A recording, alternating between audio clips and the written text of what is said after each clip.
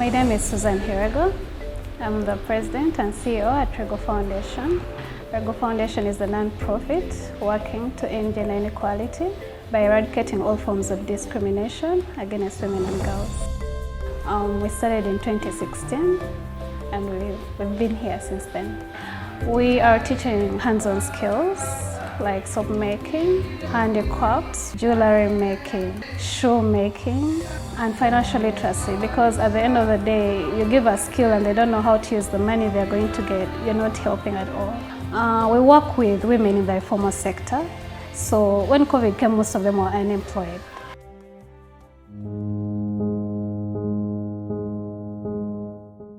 I'm Agasiru Harriet. I'm a teacher by profession. I teach primary 4 and primary 5 social studies. When COVID came, we had some little savings. At first they were like, you are locked for 1 month, 30 days. Then they kept on increasing, adding the days. Not until time reached, there was no money, no salary, there was nothing to eat. I remember I was remaining with the 20,000. So I got that money, I asked a friend told me, hey, you go and buy mangoes, come and sell mangoes. At least with mangoes we are getting some 5,000 just for daily upkeeps. I remember there was time KCCA came they chased us, they carried our things, stuffs, everything. I cried. I said, oh my God, now again to zero, back to zero. I had to go and look for borrow someone to give me money, and I started afresh.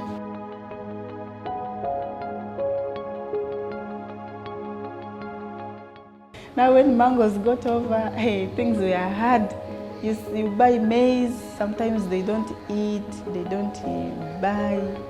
You sell, at times it remains, sometimes challenging.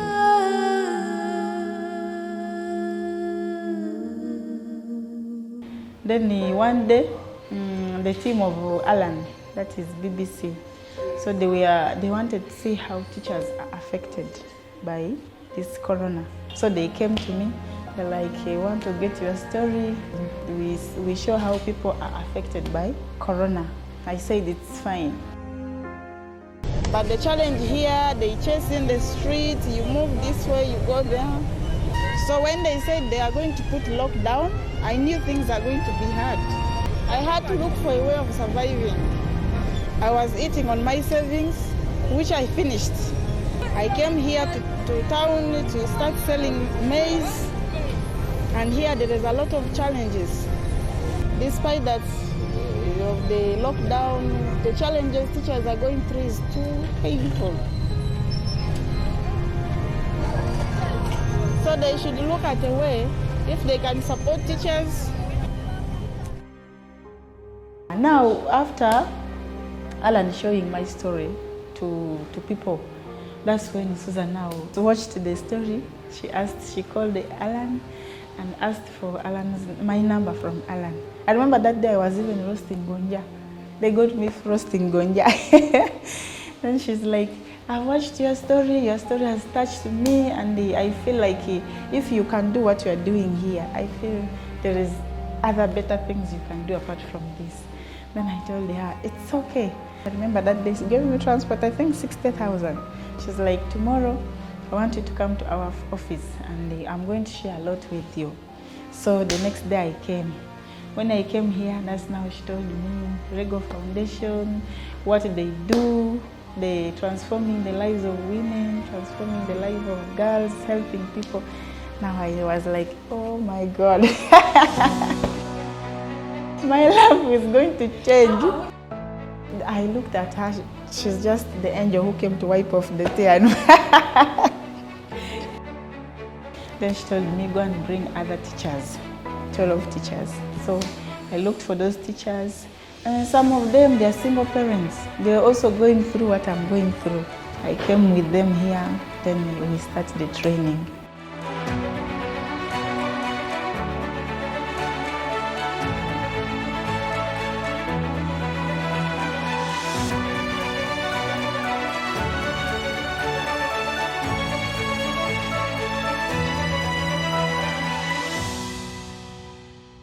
So I used to see people putting on these crafty shoes.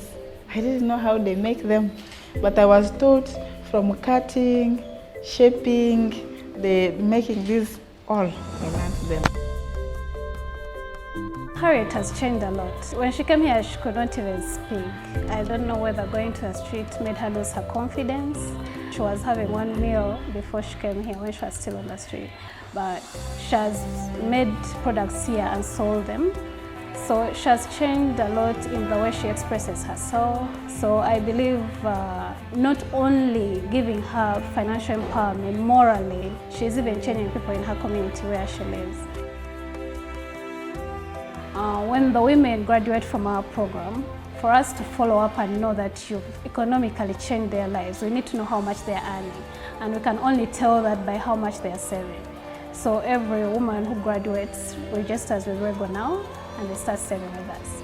So when they sell, we advise them, because through the financial literacy they've learned, each product you sell, you need to sell something. So the more they sell, we are able to tell how you've transformed the person.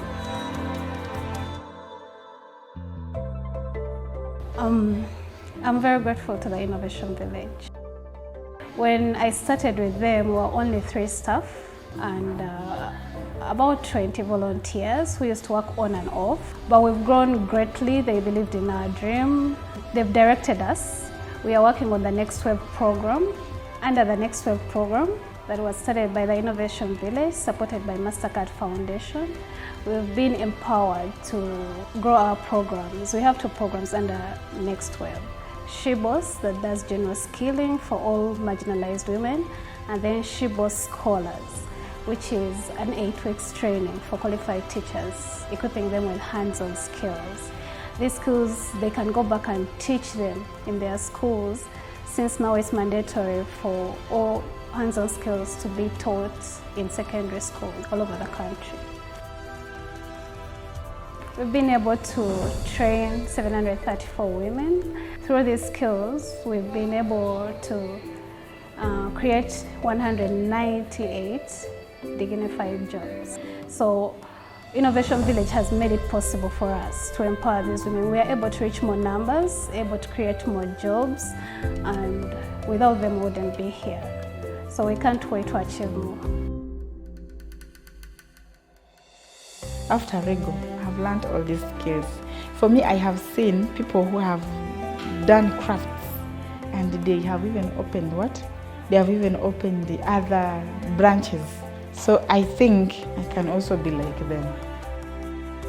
The advice I can give to the private school teachers is that they shouldn't give up. They have to look for ways of surviving. Like me, I got the opportunity through what I was doing. Assuming if I had sit down at home, even I wouldn't know about Rego.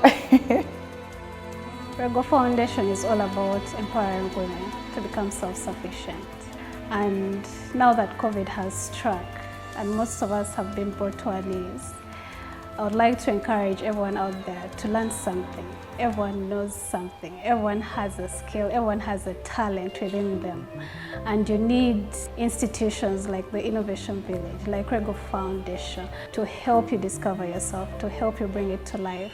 I see 5 million, 10 million, 100 million women just bringing money to themselves, by themselves, through their own skills.